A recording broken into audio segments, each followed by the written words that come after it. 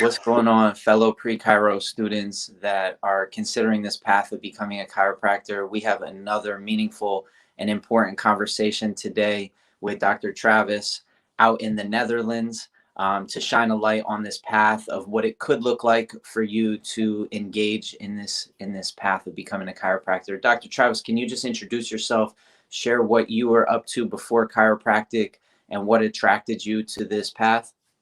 Yeah, no problem. Gladly. And thanks for having me on, Ben. Before chiropractic, I was previously in the military where I studied nuclear engineering. Once I finished my time in the United States Navy, I went back to school where I got my degree in philosophy and biology.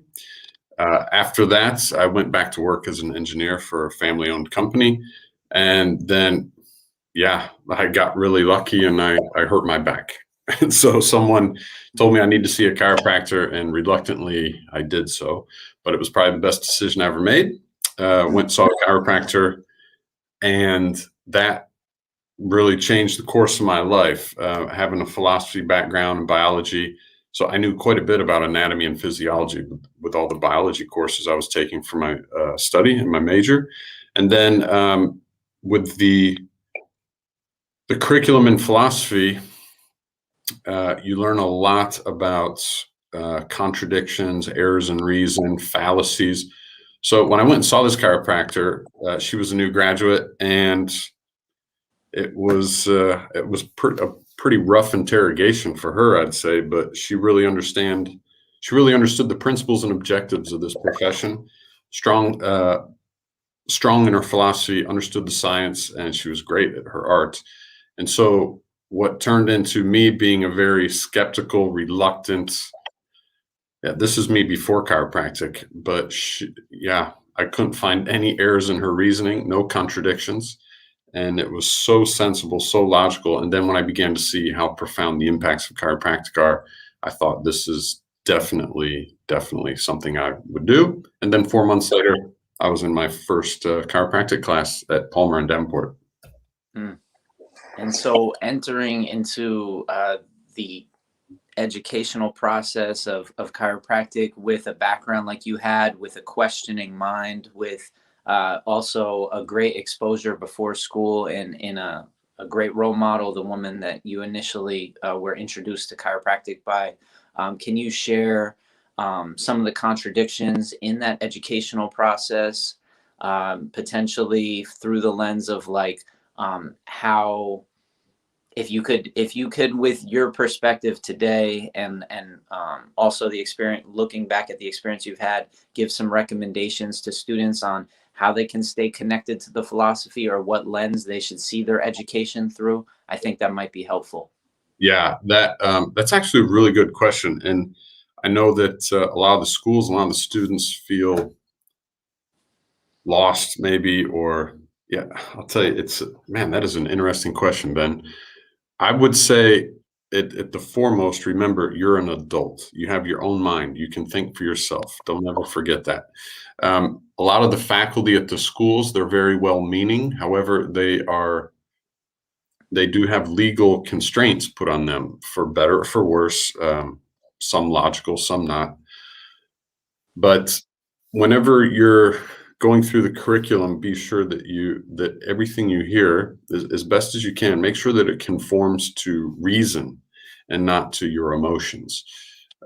My experience, I don't know if yours is similar, but when you get to chiropractic school, and it really doesn't matter the school, because they all do this to some degree, try to instill you with a bit of fear, like all these red flags and this, and it seems to be more prevalent as time goes by, and especially here with the schools in Europe. So what I would recommend is, first and foremost, remember, you're an adult. You're paying for this service. You're the customer, and the school is providing you a service. You pay for it, demand the best from them. That would be the lens that I start with. And just be certain that once you get there and you go through the curriculum, don't be afraid of discourse. You're going to run into a lot of disagreements. And whenever you come into a disagreement, I always see that as an opportunity for one or both the parties that are in disagreement to learn more. Right? I hope that makes sense. It absolutely does. It does. Disagreement means there's a contradiction somewhere. And so in logic, which logic is like the foundation of philosophy. So I had to take a lot of courses in logic. And when you have a disagreement or two parties and they contradict one another, like I'm saying that 2 + 2 is this, and you say 2 + 2 is something else, and that's in disagreement, one of us is wrong. But remember, we can both be wrong. At a minimum, one of us is, but it could be the case that we're both wrong. If Ben, you're telling me that 2 + 2 is 3, and I say to you 2 + 2 is 5, well, one of us is wrong. Of course, in this case, we both are. So keep that into account when you enter into discourse and you find a disagreement. What you really found is an opportunity to upgrade your knowledge and to eliminate an error in reasoning, so long as you are a strong character and you can take the discourse lighthearted and not personal. Mm-hmm. And that's actually a great segue, being a strong character. And I often heard it said that chiropractors need to have a thick skin because the world you're entering into does not see things the way you see it, and does not think the way that you do, not only about health, but about healing and also about just living your life. Can you speak to, in a discourse, kind of like, what could the discourse look like that somebody maybe deconstructs their worldviews that they had before chiropractic school to ease their transition into chiropractic school and really help build their context for how chiropractors think? Yeah, yeah, no problem. In discourse, what that is you're communicating with one another. So what you're going to look for is fallacies. I would recommend getting familiar with fallacies. What you'll often hear, or some examples within discourse, are uh, appeal to authority, appeal to emotion, which I think we already talked about. What you want is that the discourse conforms to reason. An example of appeal to authority is, well, the professor said this. Yeah, but the professors can make mistakes.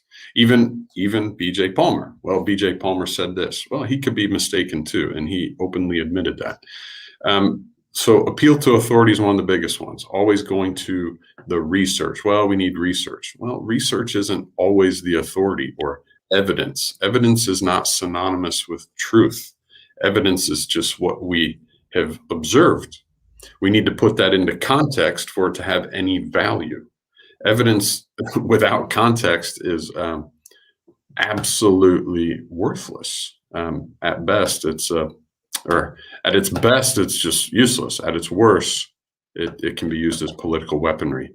So just a bunch of data and evidence is not synonymous with truth, right? It needs context. Well, here's what we observed. What can we conclude from that logically? And remember, logic is systematic reasoning. Logic is systematic reasoning conducted according to strict principles. Principles are fundamental truths. So if you stick with that, define your terms, use good sound reasoning, you're going to avoid so many unpleasant discussions and confrontations, and both parties will come out a little bit wiser. But like what you said at the beginning, it does require incredibly strong character.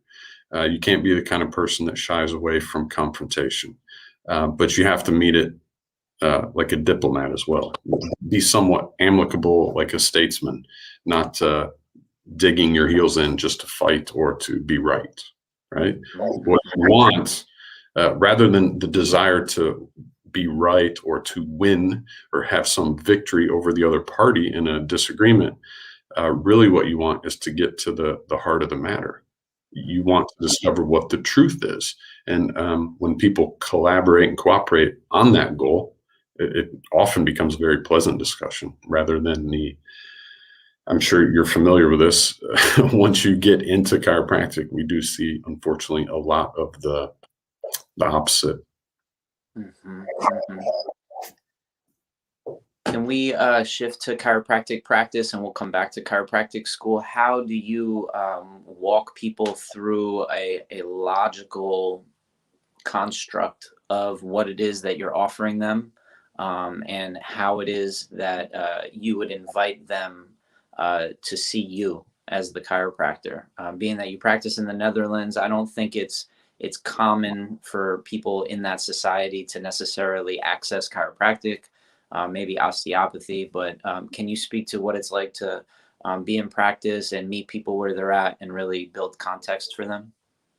Yeah, no problem. It's and this probably works anywhere, but you're very right. In Netherlands, we probably have one chiropractor for every 50 to 55,000 people, where in America it's like one for every 2,000 to 2,700, right? So yeah, it's not. I mean, it's very accessible, but the utilization rate's very low. However, the explanation, because it appeals to reason and logic, it wouldn't change anywhere, no matter where you're at. It's quite simple. And it's a good opportunity, actually. When you're talking to potential clients, it's a great opportunity to tell them what you're really about, because most of them come with an expectation. I have some kind of pain associated with my head, neck, or back. And they think or have this expectation that that's what you do. And that may be through some media that they saw or something. And I simply try to stay in agreement with them. So, yeah, we have a lot of clients that do experience relief from those things. Although after some time, that it's important that they learn how that works, and it's quite simple. I'm not going to do any specific back or neck pain treatments for you, but what I will do is I'm going to check your spine for any any problem in its function that might be detrimental to your neural integrity, right? The central nervous system is your brain and your spinal cord, and the brain's very well protected by the skull, and the spinal cord is protected by the nerve or by the vertebrae. However, if they're not functioning correctly, that can have an impact on the spinal cord, and that's thousands and thousands of nerves. So if whatever's a detriment to your nervous system, especially the central nervous system, that's certainly a detriment to your health. And we want the best health for you. If we can get rid of that and restore that neural integrity, then don't you have a better chance of recovering from this neck pain, headache, back pain, whatever it is, visceral issues, stomach, shoulder, whatever. I can't say that the care I give you is going to cure all of this, but I can say 100%, I can guarantee that without any detriment to your neural integrity, your life is better and your health is better. Mhm. So shifting back to a young student, I know that you're connected to at least one student that's in school still out in Europe. What's that process looking like in how they begin to be able to communicate like you just did, to people what they're up to as chiropractors, begin to see themselves, like identify as a chiropractor? What's that transition look like? Just because I think that you're able to observe that right now in somebody that's close to you. Yeah, that's also a good question, Ben. However, the answer is quite unfortunate that it really depends on the individual. The schools, I wouldn't say the, the schools, at least the majority of them, are not doing a very good job of like teaching them this. There are exceptions, of course, but I would say the majority of the programs here in Europe really fail there. In fact, even the word subluxation is still frowned upon by some of these schools, which is unfortunate. So the answer to your question is really individual. Those students that have, like we talked about earlier, strong character and they're really driven and they want to be super successful or even mildly successful in chiropractic, which I think is easy to do so long as you understand the principles and objectives. So those strong characters with the desire and the drive to do well, they seek mentors. They surround themselves with people that have this understanding, that are teaching this understanding and share it. And that's something that unfortunately has to be done outside of school at the moment, with few exceptions. Like I said, there are some programs here that I think do an okay job. Hmm. No doubt. If you were to reflect on what a philosophical program would look like, or not a chiropractic, because chiropractic is a philosophy. If you were to kind of describe the process that a student could go through in learning about the philosophy and beginning to reflect on the philosophy and apply the philosophical constructs to their life, could you potentially give us a little, give any prospective student a little advice on how to explore and begin to really work with the philosophy? Yeah, of course. The simplest thing, it's very easy actually. Um, in anything, you would first define your terms and then and then remove contradictions. Right? This is how you would do anything. However, to learn something and then to understand it, first you must know it. So you got to understand it. You have to know the definitions. So define your terms, and the next is systematically review it with reason and logic. What I tell most students, and it works without failure, is just pick up a copy of Joe Strauss's blue book, Chiropractic Philosophy. It's one of the most simply read. I'll say this. I never recommend the green books to someone right away. I think that's once you're in the profession and you have a love and appreciation for it, and you really want to get deeper into what those guys were thinking back in that time, that's great. But as an introduction, Joe Strauss's Chiropractic Philosophy is one of the easiest to read. He defines all his terms. He even begins the whole book with a section on epistemology, the study of how we know what we know. That's a great way to begin, right? Else you run the risk of taking everything from transferred authority or appeal to authority, like we spoke about earlier. So I highly recommend Joe Strauss. He defines all the terms. He begins with epistemology, and he talks about all the key concepts that are important for us to understand to really grasp chiropractic philosophy. You're going to get into innate intelligence, universal intelligence, subluxation, all the paradigms. This is stuff that you already know. However, this is invaluable for the student. This book is the best book you can get as a student, and even a lay person who's just interested in chiropractic or healthcare on a deeper level. Yeah, we'll post a link to the Joe Strauss Chiropractic Philosophy book, and he's written a number of blue books that I've read a number of them, and they're all really great. He also wrote a book called Reggie on Reggie Gold. I don't know if you read that book. It's a great book. I have it right up here, actually. One of my favorites. Can you speak to, like, after that blue book, what are the next couple of steps? Because we want to think about this pre-chiropractic process as a 2 to 4 year process, and we really want to make it meaty and robust. So what are some other things that students can explore when beginning to get into chiropractic? The universal principles, basically. That's what I would start after Joe Strauss.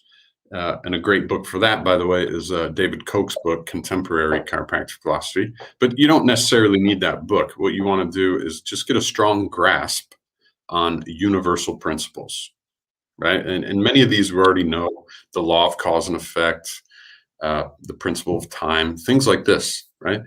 I would first get a good grip on those. Make sure you understand the difference between, nature and culture, right? Define your terms, get a good distinction between those, or discernment between the two.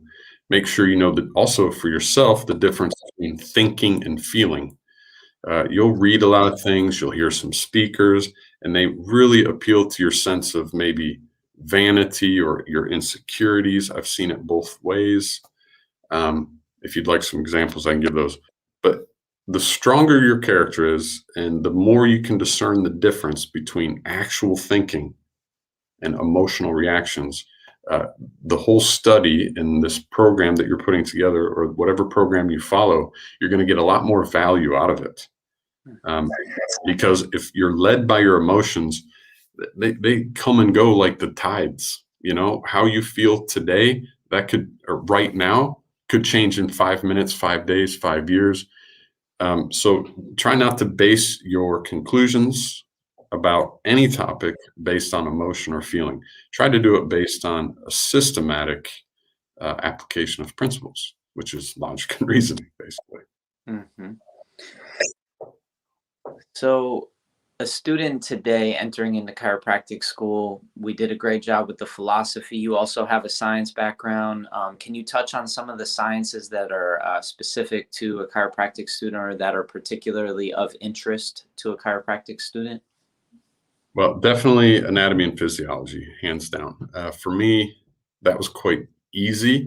I always go based on principles. And after studying nuclear engineering, when you study all the moving parts and components of a nuclear power plant, and then you study the human body, you see this overlay of a lot of similar principles. So the way the lungs work is very similar to some components in the nuclear power plant. Same with the heart. We work with many different pumps with one-way valves and pressure and air exchange, heat exchange. All these components that I was studying, it was very easy. I just had to learn a new language and the new name of this component instead of a centrifugal pump or this and that or this kind of valve. Okay, it's the heart, right? Mm-hmm. So you don't have to have a super duper deep scientific background like me, but if you at least understand some of the basic principles of simple physics, right? Physics and chemistry, it seems to be a challenge for most people. It also was for me. But at the very basics, yeah, physics and chemistry for sure. And then what you'll see if you understand the principles of physics, then when you start studying like musculoskeletal components, that's very easy, right? And a lot of it just makes sense, right? Because it all conforms to reason and it all conforms to principles. Principles are defined as a foundational or fundamental truth, right? Useful in a chain or system of reasoning. So learn basic principles of science, and you'll find it much easier to learn and understand much of the anatomy and physiology that you're going to get in chiropractic school. And it's very liberating too. I think you and a lot of chiropractors I know are very thankful that they got this education about the human body, right? You go through your formative years, the first K through 12 school, right? 18, and you were taught so little about the body, which you inhabit, operate every day, every second of the day. So chiropractic school is also empowering in that way. Mm-hmm. I appreciate you saying that you inhabit the body, right? Because we are not our bodies. We are the drivers of this vehicle. Can you describe your lifestyle as a chiropractor? Just give some insights into maybe the freedom that you enjoy of how you practice and how you balance life and practice. Yeah, the chiropractic we're quite lucky. It's like we sit in this in between space where medical doctors are very bound to a lot of regulations, a lot of rules, business practices. As a chiropractor, there's a bit more freedom, right? And that's kind of the advantage of not being so mainstream. Of course, we already know all the disadvantages, but I'm definitely willing to live with those disadvantages in order to hold on to many of the advantages. Chiropractic lifestyle, yeah, there's just way more freedom, I think. I can set up my own hours and yeah, set my own prices with in-network, which I don't know much about this. I don't practice in the US, but I know in the US, like if you're a network, they can limit your visits, limit your fees. There's all sorts of regulations, and that's what you're asking for once you get more into that medical model. If you're in a pure chiropractic model, then you certainly have way more freedom, way more freedom. I can set my hours, take vacation when I want. All I need is similar doctors that practice in a style similar to me to cover my office when I'm gone. I personally don't prefer shutting. I know some chiropractors, they just shut down their office when they go on vacation. Here in Europe, people take 5 weeks a year at least. Which was new for me. I'm an American that transplanted to Europe. So for me, it's like 2 weeks that's normal vacation for me in a year. But I think, yeah, setting my own price, setting my own hours, vacation when I want. In Europe is also quite nice, I'll say. But that's my lifestyle. And that gives me more time to pursue the philosophy, pursue my understanding of the principles and the objectives, and it gives me more certainty in my craft and my profession. Mhm. That's it, man. I appreciate you sharing with the students. I think this is a meaningful conversation. You've left them with a construct of how to proceed into this thing we call chiropractic education. I just want to thank you for your time and your perspectives. My pleasure, Ben. Thanks for having me on. I appreciate it, man. No doubt. No doubt.